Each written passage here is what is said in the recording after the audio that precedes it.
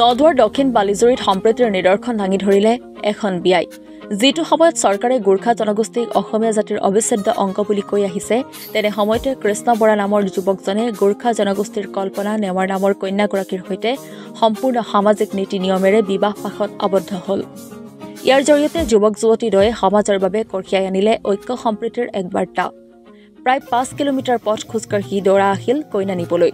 সকলো নাচি বাগি কইনাৰ বাসগৃহৰ পদূলিত উপস্থিত হোৱা দেখি কইনাৰ পিতৃ মাতৃও পৰিয়ালৰ লোকসকলৰ লগতে গাঁওবাসী ৰাইজে ধৰ্মীয় ৰীতি নীতিৰ মাজেৰে জনালে বিপুল আদৰণি।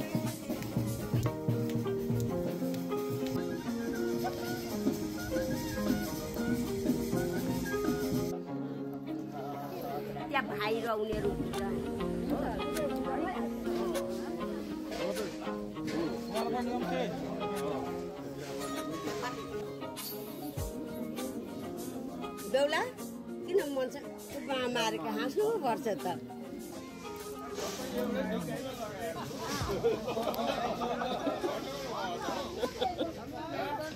গাঁও দুখনৰ নাৰায়ণ বৰাৰ পুত্ৰ কৃষ্ণ বৰা আৰু শ্যাম নেৱাৰৰ কন্যা কল্পনা নেৱাৰ এই দুই যুৱক যুৱতী আজি হিন্দু ধৰ্মৰ সম্পূৰ্ণ ৰীতি নীতি আৰু পৰম্পৰা অনুসৰি হোমাগ্নিক সাক্ষী কৰি বিবাহ পাশত আবদ্ধ হৈ যুগ্ম জীৱনৰ পাতনি মেলা বিষয়টো সাম্প্ৰতিক সময়ত চৰ্চাৰ কেন্দ্ৰবিন্দু হৈ পৰিছে।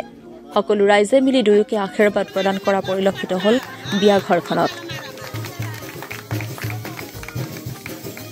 বৃহত্তৰ অসমীয়া জাতিৰ অবিচ্ছেদ্য অংগ অসমৰ গোৰ্খাসকল আৰু আমাৰ এই সমন্বয়ৰ তীৰ্থভূমি দক্ষিণ বালিজুৰিত যুগ যুগ ধৰি ইয়াৰ অসমীয়া নেপালী সকলো একেলগে মিলি বিহু পাতে, পূজা পাতে, দেউচি পাতে, তিহাৰ পাতে। ইয়াত এটা গোটেই অসমৰ কাৰণে এটা উদাহৰণ আছে এই গাঁওখন যে ইয়াত যিকোনো অনুষ্ঠানতে সকলো সমবেত হয়।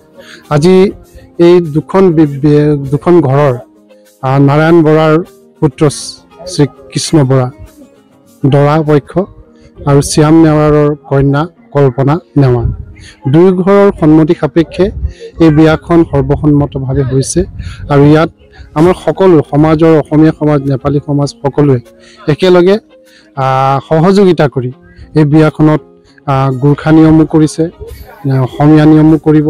গতিকে ই এটা এই সমন্বয় তীৰ্থভূমিৰ এক অন্যতম উদাহৰণ যে জাতি জনগোষ্ঠীৰ কোনো ভেদভাৱ নৰখাকৈ যে এই দুইটা জাতিৰ মাজত সংমিশ্ৰণ, মিলন, সম্প্ৰীতিয়ে যে বৃহত্তৰ অসমীয়া জাতিক আৰু শক্তিশালী কৰাৰ ক্ষেত্ৰত এনেধৰণৰ উদাহৰণে খুব শক্তিশালী ভূমিকা ল'ব। আমি অত্যন্ত সুখী, আমি গাঁওবাসী অত্যন্ত আনন্দ। এই বিয়াখন লৈ আমাৰ সকলোৰে উৎসাহ, আনন্দ, ফূৰ্তি, সকলোৱে কেইবা কিলোমিটাৰ খোজকাঢ়ি আহি পদবজাই আহি কইনাৰ ঘৰলৈ আহিছে আৰু সকলোৱে আজি আনন্দ ফূৰ্তিৰে এই বিয়াখন যাতে সুচাৰুৰূপে সম্পন্ন হয় তাত প্ৰতিটো পৰিয়ালে এই গাঁওখনৰ গুৰুত্ব আৰোপ কৰিছে আৰু আমি দুয়োগৰাকী দৰা কইনাৰ সুখময় জীৱন কামনা কৰিছোঁ আৰু এনেধৰণৰ সম্প্ৰীতি আৰু সমন্বয়ৰ উদাহৰণ ভৱিষ্যতেও আৰু হওক এই আমি কামনা কৰিছোঁ। একদম বহুত বহুত ভাল লাগিছে। এনেকুৱা অনুভৱ মানে আমাৰ গাঁওখনত বিশেষ আমি পোৱা নাছিলোঁ, আজি প্ৰথম পাইছোঁ। যিহেতুকে আমাৰ অসমীয়া নেপালী বুলি ইয়াত কোৱা হয়, কিন্তু আমাৰ কোনো ভেদভাৱ নাছিলে।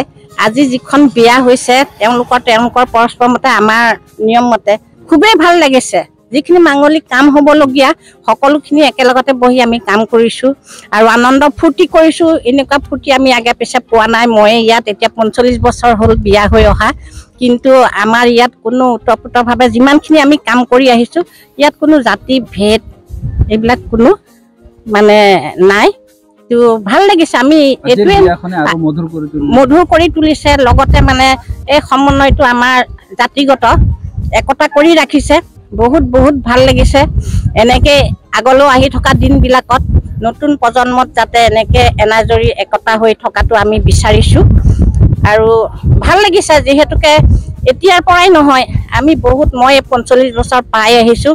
বিয়া বাৰু পূজা হওক, কিবা অনুষ্ঠানেই হওক, সৰস্বতী পূজাই হওক, যি কি নহওক আমি খুবেই ভাল পাই আহিছোঁ। আমাৰ ইয়াত কোনো জনগোষ্ঠী কিবা ইয়াত নুচুব, এইটো নকৰিব, এইটো তেনেকুৱা নাই। মানে খুবেই ভাল লাগিছে। আমি ইয়াত নেপালী অসমীয়া বুলি নহয়, আমাৰ নিজে আমি গোটেইখিনি অসমীয়া বুলিয়ে আমি চিনাকি দিও আহিছোঁ আৰু গাঁৱত আমাৰ খুবেই ভাল লাগিছে আমি ভাই ককাই বাই ভনীৰ দৰে আমি ইয়াত আছোঁ ভাল লাগিছে বহুত বহুত ভাল লাগিছে আজি বিয়াখনত বহুত ভাল লাগিছে মানে সময়ত চৰকাৰে এইটো ধৰক এতিয়া আমিতো ইয়াত যুগ যুগ ধৰি বসবাস কৰি আহিছোঁ অসমীয়া আৰু গোৰ্খা সম্প্ৰদায় বুলি ক'বলৈ আমাৰ ইয়াত প্ৰায় নাই বুলিয়ে ক'ব পাৰি আমি সমিলমিলভাৱে সকলো ক্ষেত্ৰতে একেলগেই থাকোঁ নামঘৰ হওক মন্দিৰ হওক যিকোনো মাংগলিক কাৰ্যতে আমি একেলগে থাকোঁ গতিকে ইয়াত আমি গোৰ্খা আৰু কোন অসমীয়া কোন গোৰ্খা আমি সকলোৱেই অসমীয়া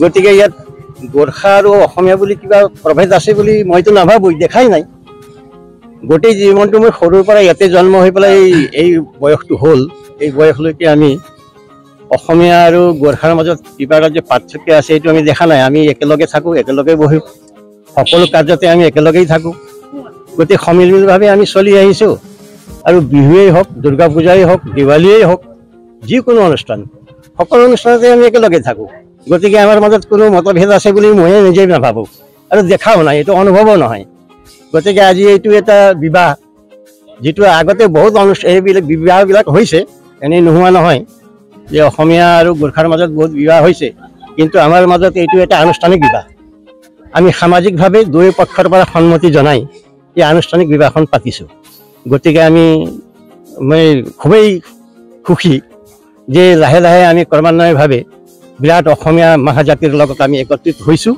আৰু লগতে আমি নিজকে অসমীয়া বুলি গৌৰৱ কৰোঁ